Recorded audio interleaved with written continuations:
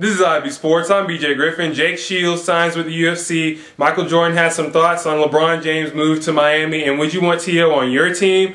IB Sports starts right now.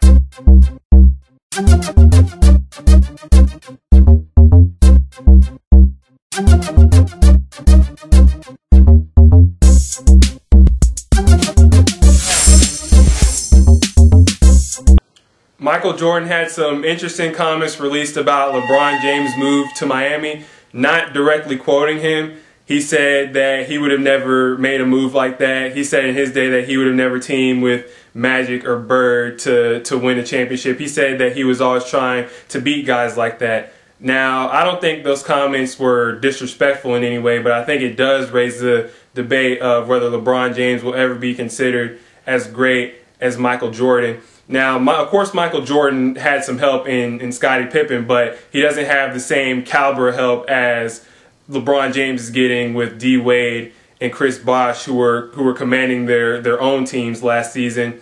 Now, whether or not LeBron James will ever, in my opinion, whether or not LeBron James will ever be considered as great as Michael Jordan remains to be seen. We'll just have to see how these next couple of seasons play out for Miami and just how it all ends up going for LeBron James. Jake Shields is finally signed with the UFC, and he's a welcome addition to their roster of fighters. His last fight was against Dan Henderson in the Strikeforce bout, where Jake Shields ended up pulling out the decision in a fight that looked like Dan Henderson could end it early. Supposedly, Jake Shields is supposed to fight Martin Kampmann in UFC 121 in his debut matchup, but I'm not certain if that matchup is official or not.